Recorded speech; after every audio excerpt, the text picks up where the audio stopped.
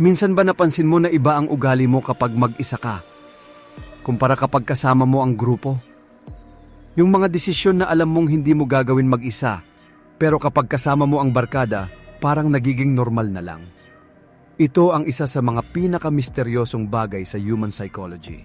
Kapag nasa loob tayo ng isang grupo, nagbabago ang paraan ng pag-iisip natin, ang desisyon natin, at minsan pati ang prinsipyo natin. May mga taong nagiging mas matapang, may iba namang napipilitang sumunod at minsan ginagawa natin ang bagay na alam nating mali dahil lang ginagawa ito ng lahat. Sa psychology, tinatawag itong group behavior at peer influence.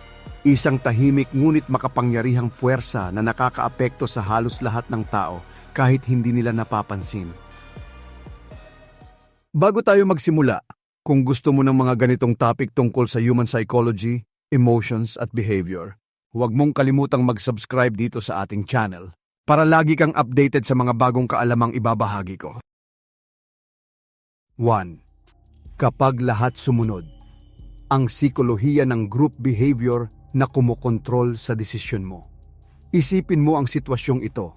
Nasa isang grupo ka ng mga kaibigan o katrabaho. May isang taong nagbigay ng ideya o opinyon. Isa-isa silang tumango at sumang-ayon. Halos lahat ay pareho ng sagot. Pero sa loob mo, may pakiramdam na parang may mali. Alam mong hindi iyon ang desisyon na pipiliin mo kung mag-isa ka lang.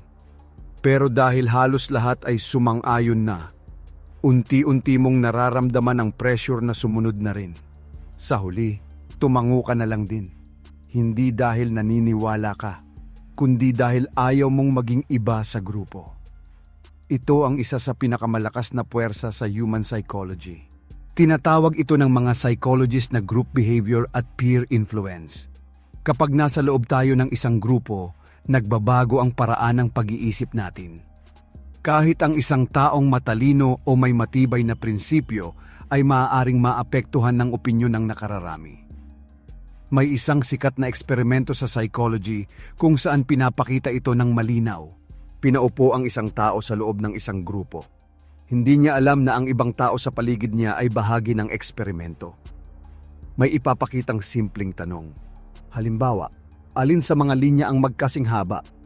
Napakadaling sagutin. Kahit bata kayang sagutin ito ng tama. Pero nang dumating ang oras ng pagsagot, sinadya ng mga taong kasama sa grupo na magbigay ng maling sagot. Isa-isa silang nagsabi ng parehong maling sagot. Pagdating sa taong hindi kasama sa plano, makikita ang kanyang pag-aalinlangan. Alam niyang mali ang sagot ng iba. Pero dahil lahat sila ay pareho ng sagot, maraming kalahok ang tuluyang sumunod sa grupo at nagbigay rin ng maling sagot. Hindi dahil hindi nila alam ang tamang sagot, kundi dahil sa isang malakas na pakiramdam na ayaw nilang maiba sa grupo. Ito ang tinatawag na conformity. Ang likas na pagnanais ng tao na makibagay at tanggapin ng iba. Sa totoong buhay, mas madalas itong nangyayari kaysa sa iniisip natin. Kapag lahat ng kaibigan mo ay gumagawa ng isang bagay, mas nagiging madali para sa iyo na gawin din iyon. Kapag ang buong grupo ay naniniwala sa isang ideya, nagiging mas mahirap para sa isang tao na kontrahin ito. Minsan kahit mali ang direksyon, nagpapatuloy ang grupo dahil walang gustong maging unang tutol. Ito rin ang dahilan kung bakit may mga tao na gumagawa ng mga desisyong hindi nila karaniwang gagawin kung sila ay mag-isa lamang. Kapag nasa loob ng isang grupo, nababawasan ang pakiramdam ng personal na responsibilidad. Pakiramdam mo ay hindi lang ikaw ang may pananagutan, kundi ang buong grupo. At dahil dito, mas nagiging madali para sa tao na sumunod na lang sa daloy. Pero mahalagang tandaan ang isang bagay. Hindi lahat ng sinasang-ayunan ng karamihan ay tama. At hindi rin ibig sabihin na dahil lahat ay sumunod, dapat sumunod ka rin. Ang tunay na lakas ng isip ay makikita kapag kaya mong mag-isip para sa sarili mo kahit iba ang ginagawa ng lahat. Dahil minsan, ang taong may lakas ng loob na magsabi ng ibang opinyon ang siyang nagiging dahilan para makita ng grupo ang katotohanan. Sa susunod na maramdaman mong parang hinihila ka ng grupo sa isang desisyon, maglaan ng sandali para mag-isip. Tanungin mo ang sarili mo. Sumasang-ayon ba ako dahil naniniwala ako dito?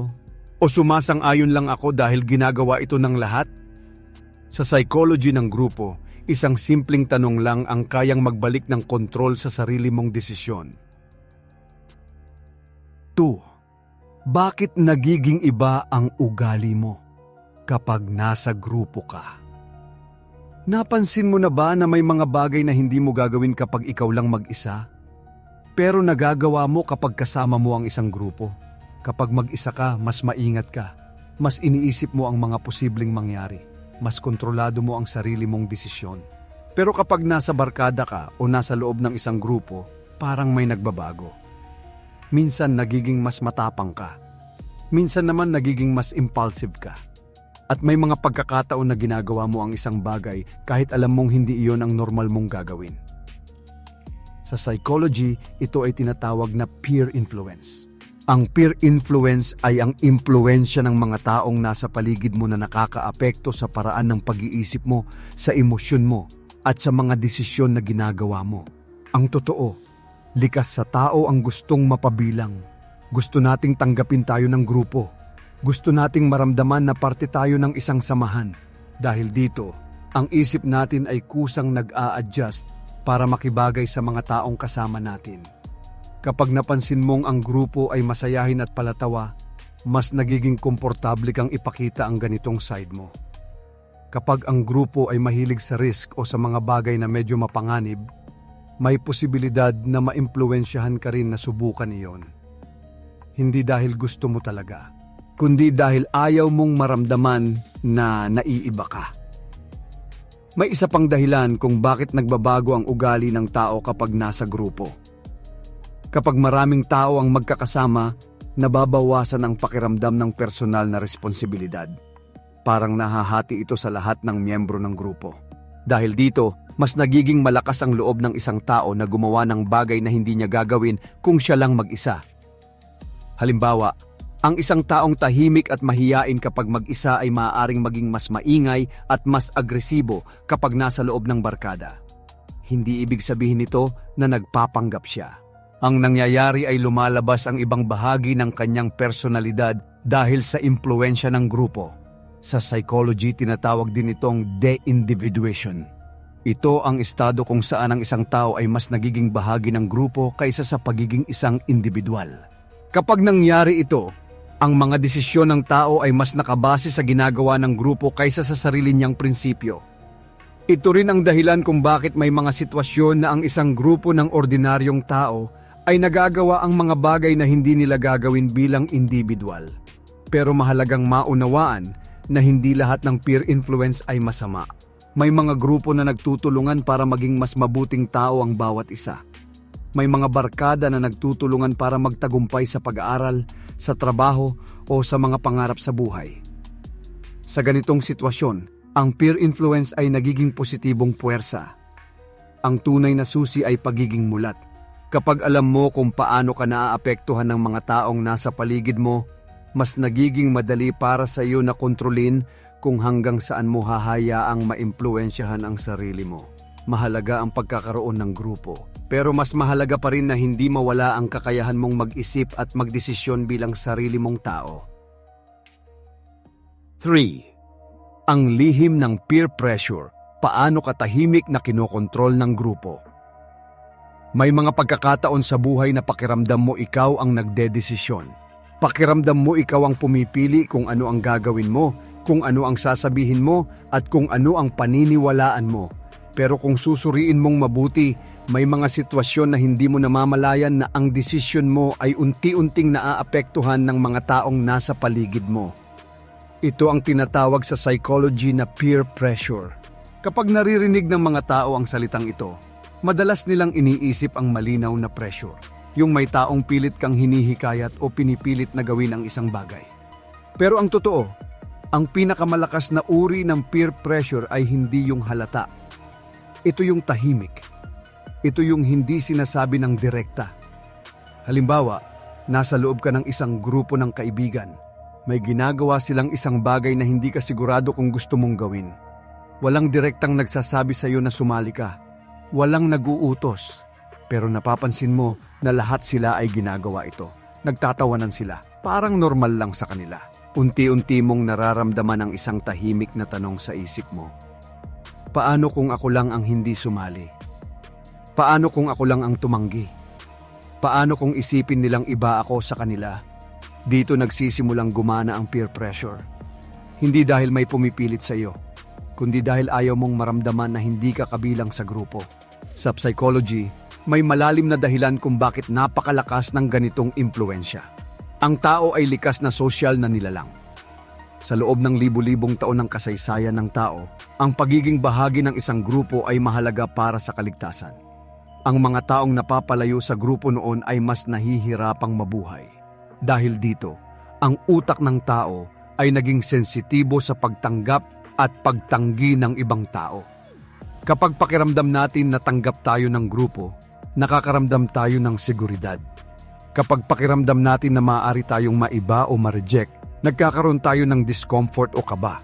Kaya kahit walang direktang nagsasabi na sumunod ka, ang isip mo mismo ang nagtutulak sa iyo na makibagay. Ito ang dahilan kung bakit maraming tao ang gumagawa ng desisyon na hindi talaga nila gusto. Hindi dahil mahina sila, kundi dahil gumagana ang isang malakas at natural na mekanismo ng utak ng tao. Pero mahalagang maunawaan ang isang bagay. Hindi lahat ng impluwensya ng grupo ay masama. May mga grupo na nagtutulungan para maging mas disiplinado, mas masipag, o mas mabuting tao ang bawat isa. Pero may mga pagkakataon din na ang grupo ang nagiging dahilan kung bakit lumilihis ang isang tao sa sarili niyang prinsipyo. Kaya mahalagang matutunan ang isang simpleng kakayahan. Ang kakayahang huminto sandali at magtanong sa sarili. Ginagawa ko ba ito dahil gusto ko talaga? O ginagawa ko lang ito dahil ginagawa ito ng lahat sa paligid ko? Kapag natutunan mong itanong ito sa sarili mo, unti-unti mong mababawi ang kontrol sa sarili mong desisyon. Ang tunay na kalayaan sa pag-iisip ay nagsisimula sa pagiging mulat sa mga impluensyang tahimik na gumagalaw sa paligid mo. 4. Kapag ang grupo ang nag-iisip para sa'yo, ang delikadong sikolohiya ng groupthink. Isipin mo ang isang grupo ng mga taong matatalino. May karanasan sila, may kaalaman, at lahat sila ay may kakayahang mag-isip ng maayos. Pero sa kabila nito, may mga pagkakataon na ang ganitong grupo ay gumagawa pa rin ng maling desisyon, hindi dahil kulang sila sa talino, kundi dahil sa isang psikolohikal na fenomeno na tinatawag na groupthink. Ang groupthink ay nangyayari kapag ang isang grupo ay mas pinahahalagahan ang pagkakaisa kaysa sa paghahanap ng tamang desisyon. Sa halip na suriin ang iba't ibang opinyon at posibilidad, ang mga miyembro ng grupo ay mas pinipiling sumang-ayon na lang sa isa't isa para maiwasan ang conflict. Sa unang tingin parang maganda ito. Walang argumento, walang tensyon, parang maayos ang samahan. Pero sa psychology, ito ay maaaring maging delikado. Kapag ang lahat sa grupo ay nagsisimulang mag-isip sa parehong paraan, nababawasan ang kritikal na pag-iisip. Ang mga ideya na dapat sana ay kinukwestiyon ay nagiging tanggap agad. Ang mga babala o pagdududa ay hindi na masyadong pinapansin. At ang mga taong may ibang opinyon ay minsan pinipiling manahimik. Hindi dahil wala silang ideya, kundi dahil ayaw nilang masira ang harmony ng grupo. Unti-unti, nabubuo ang isang ilusyon. Pakiramdam ng grupo ay tama sila dahil pare-pareho silang nagkakasundo. Pero ang totoo, maaaring walang naglakas loob na magsabi ng ibang pananaw. Ito ang isa sa mga dahilan kung bakit may mga organisasyon, kumpanya, at kahit mga grupo ng kaibigan na minsan ay gumagawa ng desisyong kalaunan ay pagsisisihan nila. Kapag walang kumukwestiyon, walang nagiging balanse sa pag-iisip ng grupo. Sa psychology, mahalaga ang diversity ng opinyon. Ang pagkakaroon ng iba't ibang pananaw ay tumutulong para makita ang mga bagay na maaaring hindi napapansin ng iba. Minsan ang isang taong may lakas ng loob na magtanong o kumontra ay siyang nagiging dahilan para maiwasan ang malaking pagkakamali. Pero sa ilalim ng groupthink, ang ganitong uri ng boses ay madalas nawawala. Dahil mas pinipili ng grupo ang pakiramdam ng pagkakaisa kaysa sa katotohanan. Kaya mahalagang tandaan ang isang bagay kapag ikaw ay bahagi ng isang grupo. Ang tunay na malusog na grupo ay hindi yung laging nagkakasundo. Ang tunay na malusog na grupo ay yung may espasyo para sa iba't ibang opinyon. Yung grupo kung saan ang mga miyembro ay may kalayaang magtanong, magduda, at magbigay ng ibang pananaw. Ang isang simpleng tanong mula sa isang tao ay kayang baguhin ang direksyon ng buong grupo. 5. Bakit mas matapang ang tao kapag nasa grupo? May napansin ang mga psychologist tungkol sa ugali ng tao kapag siya ay nasa loob ng isang malaking grupo. Ang isang taong tahimik at maingat kapag mag-isa ay maaaring maging mas matapang kapag napapalibutan ng maraming tao.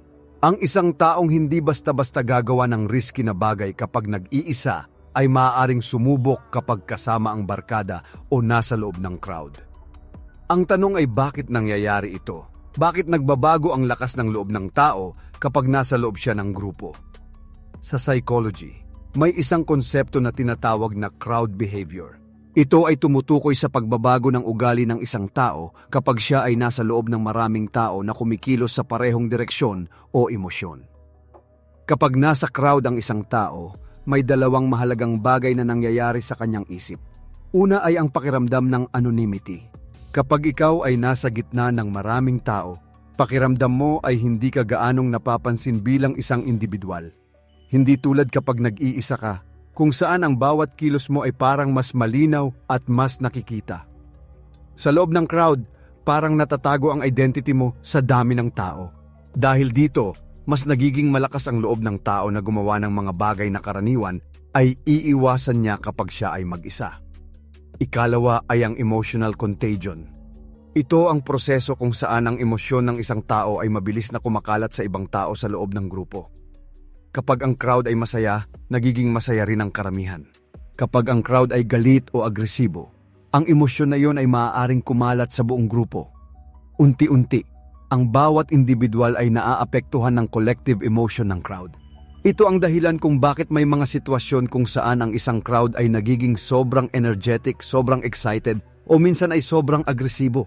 Hindi dahil lahat ng tao sa grupo ay ganito ang ugali bilang individual, kundi dahil ang emosyon ng grupo ay nagiging mas malakas kaysa sa emosyon ng bawat isa.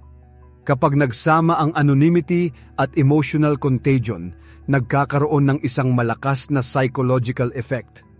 Ang tao ay nagsisimulang kumilos hindi bilang isang individual, kundi bilang bahagi ng crowd.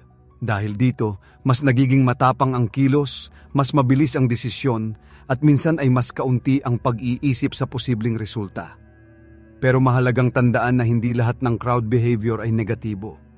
May mga pagkakataon kung saan ang crowd ay nagiging source ng inspirasyon, saya, at pagkakaisa. Makikita ito sa mga concert, sports events, at mga pagtitipon kung saan ang energy ng grupo ay nagbibigay ng positibong karanasan sa lahat. Gayunpaman, ipinapakita ng psychology na kapag ang emosyon ng crowd ay hindi nakokontrol, maaari itong humantong sa mga desisyon na hindi na maingat. Kaya mahalagang manatiling mulat sa sarili mong pag-iisip kahit nasa loob ka ng isang malaking grupo. Kahit gaano kalakas ang impluwensya ng crowd, ang kakayahang mag-isip at magdesisyon ay nananatiling nasa bawat individual. 6. Paano ka nahihila ng barkada kahit alam mong mali na?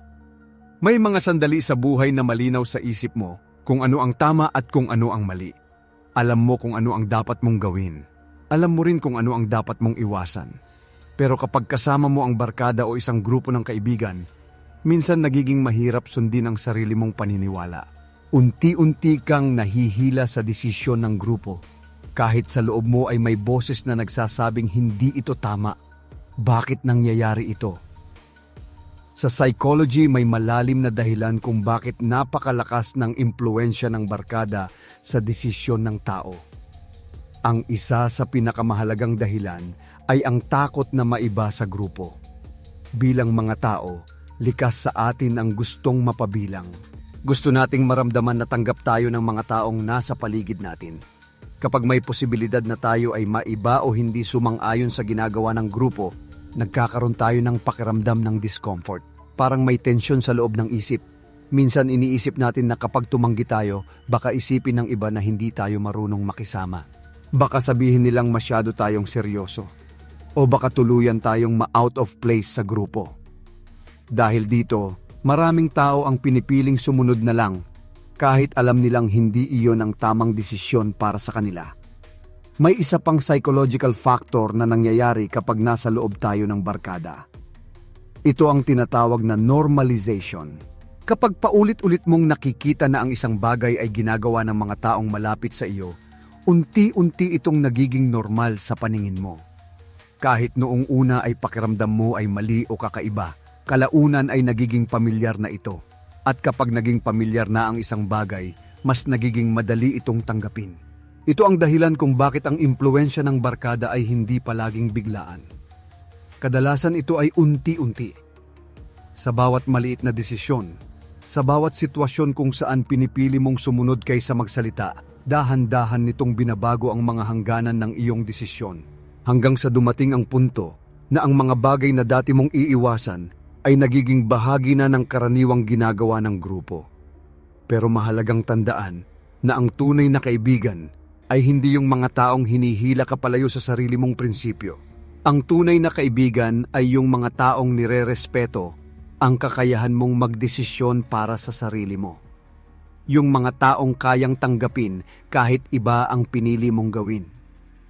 Sa huli, ang pagiging bahagi ng barkada ay maaaring magdala ng saya, suporta at magandang alaala. Pero mahalaga pa rin na manatiling malinaw ang isang bagay. Ang iyong mga desisyon ay dapat manggaling sa sarili mong pag-iisip. Ang tunay na lakas ng isang tao ay hindi nasusukat sa kung gaano siya kasunod sa grupo, kundi sa kung gaano niya kayang panindigan ang tama para sa sarili niya kahit iba ang ginagawa ng lahat. 7. Ang kapangyarihan ng grupo. Bakit madaling maapektuhan ang desisyon mo? Isipin mo ang isang simpleng sitwasyon. Mag-isa ka at kailangan mong gumawa ng isang desisyon. Tahimik ang paligid. Wala kang ibang iniisip kundi kung ano ang tama para sa iyo. Sa ganitong sitwasyon, mas malinaw ang pag-iisip mo. Mas nakikinig ka sa sarili mong paniniwala at sa sarili mong logic. Pero kapag ikaw ay nasa loob ng isang grupo, may ibang bagay na nangyayari sa isip ng tao. Unti-unti, ang desisyon mo ay hindi na lang base sa sarili mong pag-iisip. Nagsisimula itong maapektuhan ng opinyon ng mga taong nasa paligid mo. Sa psychology, ito ay tinatawag na social influence. Ang social influence ay ang kapangyarihan ng presensya, opinyon at kilos ng ibang tao na nakakaapekto sa paraan ng pag-iisip at pagdedesisyon ng isang individual. Minsan hindi mo ito agad napapansin. Halimbawa, nasa isang grupo ka na nag-uusap tungkol sa isang ideya o plano. Isa-isa silang nagsasalita at karamihan ay pare-pareho ang pananaw. Habang nakikinig ka, napapansin mong unti-unti ring nagbabago ang pagtingin mo sa sitwasyon. Hindi dahil napilitan ka, kundi dahil parang mas nagiging kapani-paniwala ang isang ideya kapag maraming tao ang sumasang-ayon dito. Ito ang tinatawag sa psychology na informational influence. Kapag ang isang tao ay hindi sigurado sa isang sitwasyon, natural niyang tinitingnan ang opinyon ng iba bilang gabay kung ano ang dapat paniwalaan o gawin. Kung maraming tao ang nagsasabi ng parehong bagay, iniisip ng utak na baka ito ang tamang sagot. May isa pang uri ng impluwensya na nangyayari sa loob ng grupo. Ito ay ang normative influence. Ito naman ay nangyayari kapag ang isang tao ay sumasang-ayon sa grupo hindi dahil naniniwala siya dito, kundi dahil gusto niyang manatiling tanggap ng iba. Ayaw niyang maiba. Ayaw niyang maramdaman na siya lamang ang may ibang opinyon. Dahil dito, mas pinipili niyang sumunod kaysa maging sanhi ng tensyon sa grupo. Kapag pinagsama ang informational influence at normative influence, nagiging napakalakas ng kapangyarihan ng grupo sa desisyon ng tao. Ang isang ideya ay nagiging mas kapani-paniwala dahil maraming sumasang-ayon. At ang pagsunod sa ideyang iyon ay nagiging mas madali dahil ayaw ng tao na maiba sa grupo. Ito ang dahilan kung bakit kahit ang mga matatalinong tao ay minsan naaapektuhan ng opinyon ng nakararami. Hindi ito tungkol sa kakulangan ng talino. Ito ay tungkol sa natural na paraan kung paano gumagana ang isip ng tao sa loob ng isang social environment. Pero mahalagang tandaan ang isang bagay. Ang dami ng sumasang-ayon sa isang ideya ay hindi automatikong nangangahulugan na ito ay tama. Sa maraming pagkakataon sa kasaysayan, ang mga ideyang unang kinontra ng karamihan ang siyang kalaunan na patunayang tama. Kaya mahalagang matutunan ng bawat tao na balansehin ang pakikinig sa opinyon ng grupo at ang kakayahang mag-isip para sa sarili. 8. Peer influence. Ang tahimik na pressure na nagbabago ng pagkatao mo sa buhay ng bawat tao. May mga taong nagiging malapit sa atin. Mga kaibigan, kaklase, katrabaho, o kahit mga taong madalas nating nakakasama araw-araw. Sa pagdaan ng panahon, hindi lang oras ang ibinabahagi natin sa kanila. Unti-unti, nagiging bahagi rin sila ng paraan ng pag-iisip natin. Minsan, hindi natin ito napapansin. Pakiramdam natin tayo pa rin ang parehong tao. Pareho pa rin ang personalidad at mga paniniwala natin. Pero kapag sinuri mong mabuti ang sarili mo, mapapansin mo na may mga bagay na nagbago. May mga ugali na dati ay wala sa iyo pero ngayon ay parang normal na.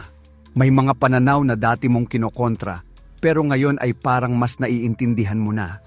Ito ang tahimik na epekto ng peer influence. Sa psychology, ang peer influence ay hindi laging nangyayari sa isang biglaang paraan. Madalas ito ay dahan-dahan at halos hindi mo namamalayan. Kapag madalas mong nakikita ang isang ugali sa mga taong malapit sa iyo, unti-unti itong nagiging pamilyar sa isip mo. At kapag ang isang bagay ay nagiging pamilyar, mas nagiging madali itong tanggapin. Ito ang dahilan kung bakit ang mga taong nakakasama mo araw-araw ay may malaking papel sa paghubog ng iyong pagkatao. Hindi dahil pilit ka nilang binabago, kundi dahil natural na inaangkop ng isip ng tao ang sarili nito sa kapaligiran kung saan siya madalas naroroon. May isa pang mahalagang konsepto sa psychology na may kinalaman dito. Ito ay ang social learning. Ang social learning ay ang proseso kung saan natututo ang tao sa pamamagitan ng pagmamasid sa ugali at kilos ng ibang tao. Kapag nakikita mo na ang isang tao ay ginagawa ang isang bagay at tila tinatanggap ito ng grupo, nagiging signal ito sa isip mo na maaaring normal o katanggap-tanggap ang ganitong pag-uugali. Sa paglipas ng panahon, ang mga maliliit na impluwensyang ito ay nagsasama-sama. Unti-unti nilang binabago ang paraan ng pag-iisip, ang mga desisyon, at kahit ang personalidad ng isang tao. Pero mahalagang maunawaan na ang peer influence ay hindi laging negatibo. Kung ang mga taong nakapaligid sa iyo ay may magandang ugali, may disiplina, at may malinaw na direksyon sa buhay, ang impluwensya nila ay maaaring magdala ng positibong pagbabago sa iyo. Pero kung ang kapaligiran ay puno ng mga desisyong walang direksyon o mga ugaling hindi nakakatulong sa pag-unlad, may posibilidad na madala ka rin sa parehong direksyon. Kaya mahalagang pag-isipan kung sino ang mga taong pinipili mong maging bahagi ng iyong araw-araw na buhay. 9. Kapag ang barkada ang boss. Ang sikolohiya ng pagsunod sa grupo. May mga pagkakataon sa buhay na parang hindi ikaw ang may hawak ng desisyon. Parang may ibang puwersa na humihila sa iyo kung saan papunta ang grupo. Kahit alam mo kung ano ang gusto mong gawin, minsan napapansin mong mas pinipili mong sumunod sa desisyon ng barkada. Unti-unti, parang ang grupo na ang nagiging boss ng iyong mga kilos at desisyon. Sa psychology, ito ay may malinaw na paliwanag. Ang tao ay likas na naghahanap ng pakiramdam ng pagiging kabilang. Ang pakiramdam na ikaw ay bahagi ng isang grupo ay nagbibigay ng seguridad at koneksyon sa ibang tao. Kapag ikaw ay tinatanggap ng barkada, nagkakaroon ka ng pakiramdam na may mga taong nasa tabi mo. Pero kapag may posibilidad na maiba ka sa kanila, may natural na tensyon na nararamdaman sa loob ng isip. Ito ang dahilan kung bakit maraming tao ang kusang nag-a-adjust sa ugali at desisyon ng grupo, hindi dahil may malinaw na utos, kundi dahil may tahimik na pagnanais na manatiling bahagi ng samahan. Sa psychology, ang ganitong uri ng pagsunod ay tinatawag na conformity. Ito ang proseso kung saan ang isang tao ay inaangkop ang kanyang kilos, opinyon o desisyon para tumugma sa ginagawa ng karamihan. Kapag paulit-ulit itong nangyayari sa loob ng barkada, unti-unting nagiging normal ang pagsunod sa direksyon ng grupo. Ang mga ideya ng barkada ang nagiging basihan ng desisyon. Ang opinyon ng karamihan ang nagiging pamantayan kung ano ang tama o mali. Sa ganitong sitwasyon, maaring hindi mo agad mapansin na ang impluwensya ng grupo ay lumalakas na. Dahil sa bawat maliit na sitwasyon kung saan pinipili mong sumunod, lalo pang tumitibay ang pattern ng pag-aayon sa grupo. Pero mahalagang tandaan na ang pagiging bahagi ng barkada ay hindi nangangahulugan na kailangan mong mawala ang sarili mong boses. Ang isang malusog na samahan ay hindi yung grupo kung saan lahat ay kailangang sumunod. Ang tunay na matibay na barkada ay yung may respeto sa opinyon ng bawat isa. Yung grupo kung saan ang bawat tao ay may kalayaang magsabi ng sariling pananaw. Sa ganitong klasing samahan, ang pagsunod ay hindi nanggagaling sa pressure.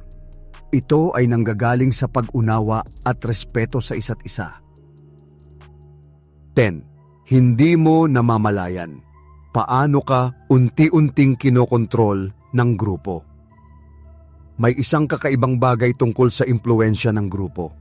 Kadalasan, hindi ito nangyayari sa isang biglaang paraan. Walang isang malinaw na sandali kung kailan mo mararamdaman na ikaw ay kinokontrol na ng mga taong nasa paligid mo.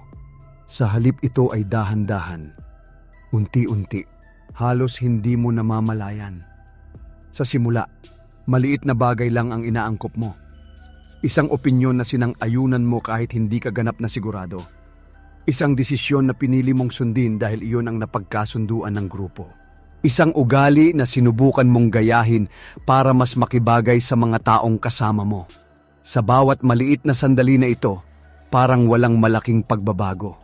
Pero sa psychology, ang mga maliliit na pag-aayon na ito ay maaaring magsama-sama sa paglipas ng panahon. Unti-unti nitong binabago ang paraan ng pag-iisip ng isang tao. Ito ang dahilan kung bakit ang impluwensya ng grupo ay madalas na tahimik ngunit malakas. Kapag palagi mong naririnig ang parehong opinyon mula sa mga taong malapit sa iyo, nagsisimula itong magmukhang normal. Kapag palagi mong nakikita ang parehong pag-uugali sa loob ng grupo, nagiging pamilyar ito sa iyong isip. At kapag ang isang bagay ay nagiging pamilyar, mas nagiging madali itong tanggapin. Sa psychology, ito ay may kaugnayan sa konsepto ng social conditioning. Ang social conditioning ay ang proseso kung saan ang kapaligiran at mga taong nakapaligid sa iyo ay unti-unting humuhubog sa iyong paniniwala, kilos at desisyon. Hindi ito laging masama. Sa tamang kapaligiran, maaari itong magdala ng positibong pagbabago sa isang tao. Pero kapag ang impluwensya ng grupo ay hindi napapansin, maaaring mangyari na ang isang tao ay unti-unting lumalayo sa sarili niyang prinsipyo. Ang mga bagay na dati niyang pinaniniwalaan ay maaaring mabago dahil lamang sa presensya ng mga taong nasa paligid niya. Ito ang dahilan kung bakit mahalagang manatiling mulat sa impluwensya ng grupo.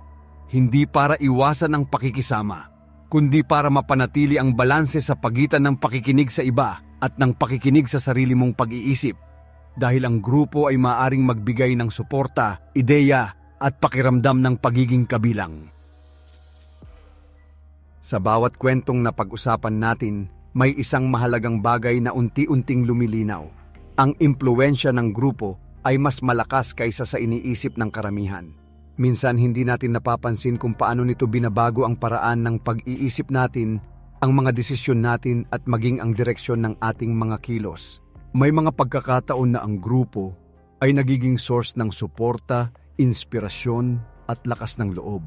Pero may mga pagkakataon din na hindi natin namamalayan na unti-unti na pala nitong hinuhubog ang ating mga paniniwala at desisyon.